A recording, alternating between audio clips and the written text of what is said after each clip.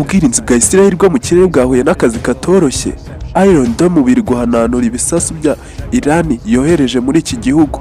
Ni ibintu biteye ubwoba cyane. Aje kugusuhuza ni nlanezb nk'ibisanzwe. Ndakwibutsa gukora subscribe, like, comment na share, maze ubundi utazajya ucikwa n'ibiganiro mugezaho umunsi ku wundi. Ikaze mu burasirazuba bwo hagati ahari kubera intambara idasanzwe. Mu gihe intambara ya Isiraheli ikomeje, ni urugamba rutoroshye iri kunyuramo, dore yuko yari maze iminsi ihangana n'imitwe ya Hezbollah, abahuti bo muri Yemen ndetse n'umutwe wa Hamas muri Palestine. Nyuma y'ibyo, ubu ngubu umuterankunga w'iyo mitwe ukomeye cyane, Iran, yagabye ibisasu bya misile birenze 400 mu kirere cya Isiraheli. Dore ukuntu ibisasu biri kumanuka nk'imvura, ari nako ubwirinzi bwa Iron Dome bw'abanya-Isiraheli buri kubasha guhangana no kubihananura. Gusa kuri ubu ntago amakuru aramenyekana yaba ibyo bisasu byagizeho ingaruka n'aho byangije.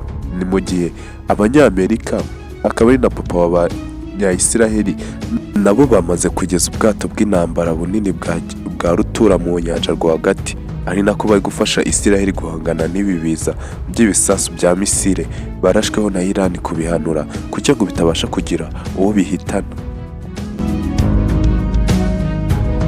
Ni mu gihe kandi abasesenguzi bo muri iyi si mu bijyanye n'intambara nabo bavugaga yuko Iran idashobora kwihorera kuko niramuka ibikoze bishobora kuzabyara akaga. Iran ibyo ngibyo ntiyabyitayeho.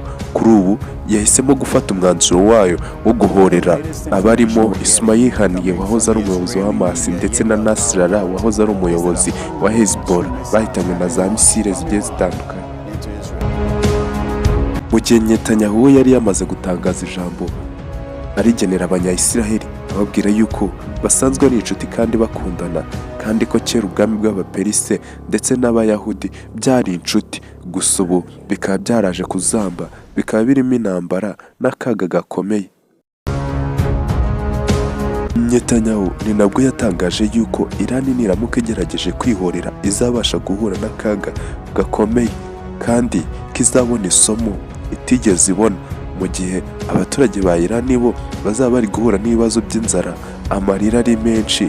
Isiraheli iri kwihorera. Hamas nayo uwasimbuye Nasrallah witabye Imana yamaze gutangaza yuko biteguye gukora intambara kandi batigeze bacika intege, ahubwo bagifite imbaraga nyinshi kandi zisesuye.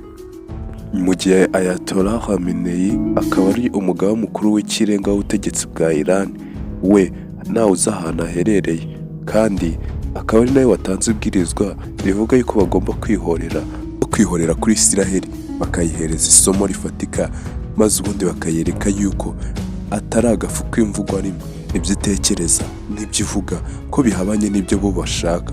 Gusa Iran nayo iri tayari, yavuze yuko mu gihe Isiraheli yakongera ishaka gusubiza, barayisubizanya umujinya n'uburakari bukomeye.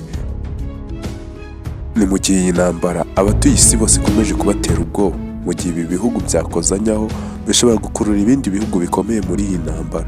Reka tubihange amaso, nakagaruka tuzongere duhuse ubutaha. Nlanezb nk'ibisanzwe.